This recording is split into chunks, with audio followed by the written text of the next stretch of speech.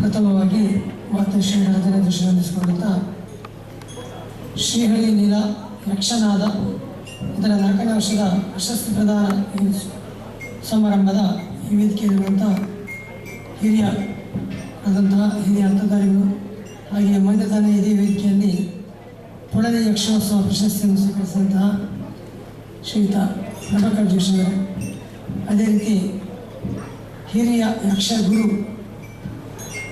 ಹರಿನಾರಾಯಣ ಭಯಪಡ್ತಾರೆ, ಹಾಗೆ ಮತ್ತಿವರು ಕೊಂಡಂತಾರು, ಅದೇ ರೀತಿ ಹೀರೋ ಬಾಲಚಂದ್ರ ನಂದಳಿಕೆ, ಹಾಗೆ ಸಭೆಯಲ್ಲಿರುವಂಥ ಎಲ್ಲ ಯಕ್ಷಗಾನದ ಅಭಿಮಾನಿಗಳೇ ಹಾಗೂ ಈ ಹರಿ ನೀಲ ಡಿಜೆ ಯಕ್ಷ ಕೃಷ್ಣ ಫೌಂಡೇಶನ್ನ ಎಲ್ಲ ಸದಸ್ಯರೇ ಹಾಗೂ ನಮ್ಮ 200 ಹಿರಿಯ ಯಕ್ಷಗುರು ಮಾಂಬಾಡಿ ಸುಬ್ರಹ್ಮಣ್ಯ ಭಟ್ರು ಹಾಗೆ ಅವರ ಶಿಷ್ಯವೃಂದದವರೇ.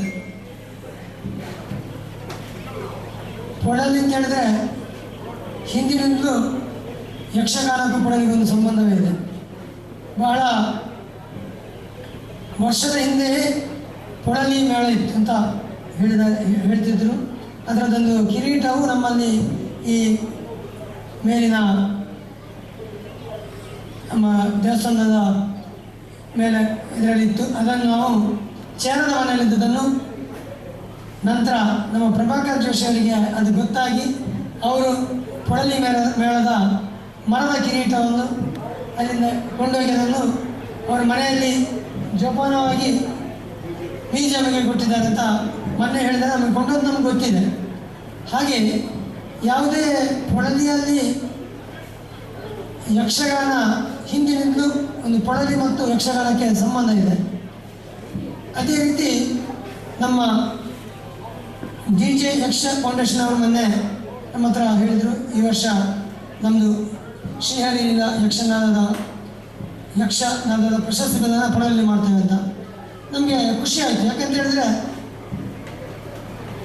ಹರಿನಾರಾಯಣ ಭಯಪಡ್ತಾರೆ ಮತ್ತು ನೀಲಕರ ಬಗ್ಗೆ ನಮಗೆ ಗೊತ್ತಿದೆ.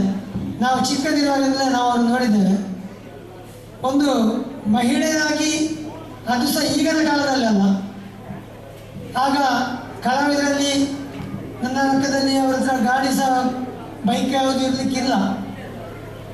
ಈಗಾದರೂ ಅವರ ಕಲಾವಿದ ವೇಷ ಅವರ ಕಾರ್ಯಕ್ರಮ ಮಾಡಿ ಅವರು ಮನೆಗೆ ಹೋಗ್ತಾರೆ. ಒಂದು ಮಹಿಳೆಯಾಗಿ ನಾನು ಅವರನ್ನು ಅರ್ವ ಮೇಳದಲ್ಲಿ ನೋಡಿದ್ದೇನೆ ಚಿಕ್ಕದಿರುವಾಗ. ಅವರು ಒಂದು ವೃತ್ತಿಪರ ಒಂದು ಕಲಾವಿದೆಯಾಗಿ ಅವರು ನಿರ್ವಹಿಸಿದ್ದಾರೆ ಅಂತ ಹೇಳಿದ್ರೆ ನಿಜವಾಗಿಯೂ ಹೆಮ್ಮೆಯ ವಿಷಯ. ಅದಕ್ಕೆ ಬೆನ್ನೆಲುಬಾಗಿರುವವರು ಅವರ ಪತಿಯಾದಂತಹ ಶ್ರೀಯುತ ಹರಿನಾರಾಯಣ ಭಯಪಡ್ತಾರೆ. ಅದೇ ರೀತಿ ಹರಿನಾರಾಯಣ ಭಯಪಡ್ತಾರ ಬಗ್ಗೆ ನಮಗೆ ಒಂದು ಹೆಮ್ಮೆ ಇದೆ ಅಂತ ಹೇಳಿದ್ರೆ, ಪೊಳಲಿ ಅಂತ ಹೇಳಿದ್ರೆ ಶ್ರೀಯುತ ದಿನೇಶ ಅಮ್ಮಣ್ಣವರ ಭಾರಿ ಅಭಿಮಾನಿ ಬಳಗ ಪೊಳಲಿ ಇದೆ. ದಿನೇಶ ಅಮ್ಮಣ್ಣವರ ಗುರುಗಳು ಹರಿಯಣ್ಣ, ಅವರಿಗೆ ಚಂಡಮಂದಿ ಕಲಿಸಿದವರು ಹರಿಯಣ್ಣ ಅಂತ ಹೇಳಿದ್ರು ಅವರಿಗೆ ಅಮ್ಮಣ್ಣ ಹೇಳಿದ್ದಾರೆ. ಹಾಗಿರುವಾಗ ಇವತ್ತು ಅವರ ಹೆಸರಲ್ಲಿ ನಡೆಯುವಂತಹ ಇವತ್ತೊಂದು ಈ ಪ್ರಶಸ್ತಿ ಪ್ರದಾನ ಪೊಳಲಿ ಮಾಡೋದು ಅಂತ ಹೇಳೋದು ನಮಗೆ ಖುಷಿಯಾಗಿದೆ. ನಾವು ಅದಕ್ಕೆ ನಮ್ಮಿಂದ ಆಗುವ ಸಹಕಾರವನ್ನು ನಾವು ನೀಡಿದ್ದೇವೆ.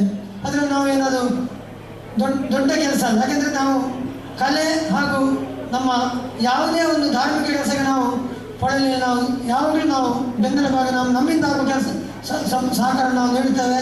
ಇನ್ನು ಮುಂದೆ ಯಾವುದು ನಾವು ಮಾಡಿದ್ರೆ ನಾವು ಮಾಡ್ತೇವೆ. ಅದೇ ರೀತಿ ಇನ್ನೊಂದು ಮಾಂಬಾಡಿ ಸುಬ್ರಹ್ಮಣ್ಯ ಭಟ್ರಾಗಿ ನಾವು ಸಹ ಅವರನ್ನು ಆಗಿ ಅವ್ರದ್ದು ಹೆಚ್ಚಿನ ಮಾತಾಡಿದ್ರು.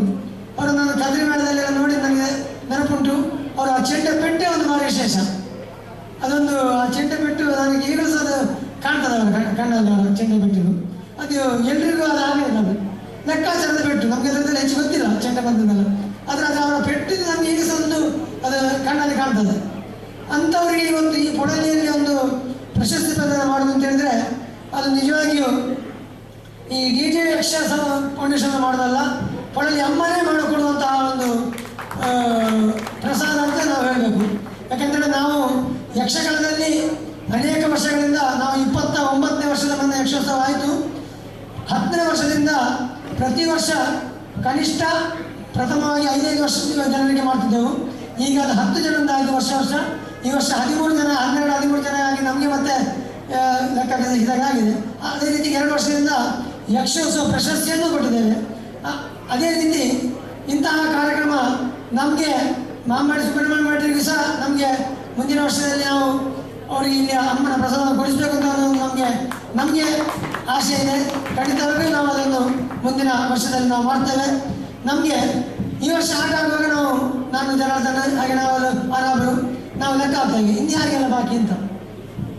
ಆಗ ಬಾಕಿಯಲ್ಲಿ ಲೆಕ್ಕ ಆಡುವಾಗ 7-8 ಜನ ಆಗ್ತದೆ, ಮತ್ತೆ ಲಾಸ್ಟಿಗೆ 10-12 ಜನ ಆಗ್ತದೆ, ಮತ್ತೆ ಅಲ್ಲಿ ನಿಲ್ಲಿಸ್ತೇವೆ. ನಿಜವಾಗಿಯೂ ನಾವು ಮಾಡಿದ ಸಾಧನೆ ಅಲ್ಲ, ಇನ್ನೂ ತುಂಬ ಜನ ಇದ್ದಾರೆ.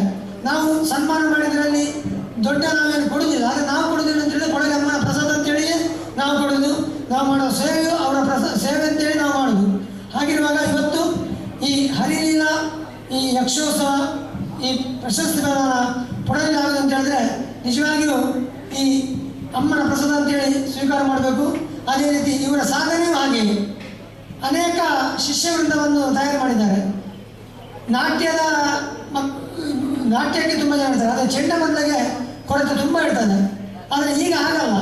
ಮೊದಲು ಇಲ್ಲಿ ಸಂಘದಲ್ಲಿ ತಾಳಮದ್ದಲಾಗುವಾಗ ಇಲ್ಲಿ ಸಾಮಾನ್ಯ ನಮ್ಮ ಎದುರು ಅಂಗಡಿ ಆನಂದ ಇದ್ದಾರೆ. ಅದೇ ರೀತಿಯೆಲ್ಲ ಒಮ್ಮೆ ತಾಳಮದ್ದಲೆಗೆ ಒಮ್ಮೆ ಕೂತ್ಕೊಳ್ಳಾಗ ತಾಳಮದ್ದಲೆ ಹೊಡೆಯಬೇಕು ಅಂತ ಹೇಳುವಂಥ ದೃಷ್ಟಿಯಲ್ಲಿ ಒಮ್ಮೆ ಹೋಗಿ ಮೊದಲೇ ಚೆಂಡೆ ಬಾರಿಸಿದ್ರು.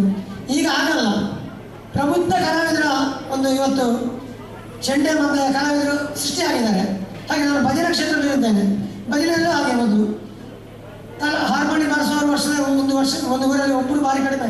ಈಗ ಆಗಲ್ಲ. 8-10 ಮಕ್ಕಳು ಭಜನೆಯಲ್ಲಿ ಹಾರ್ಮೋನಿ ಬಾರಿಸೋರಿದ್ದಾರೆ. ನಮ್ಮ ಸಂಘದಲ್ಲೇ 5-6-7 ಮಕ್ಕಳು ಹಾರ್ಮೋನಿ ಬಾರಿಸೋರಿದ್ದಾರೆ, ತಬಲೆ ಬಾರಿಸೋರಿದ್ದಾರೆ. ಆದರೆ ಮೊದಲು ಆಗಲ್ಲ.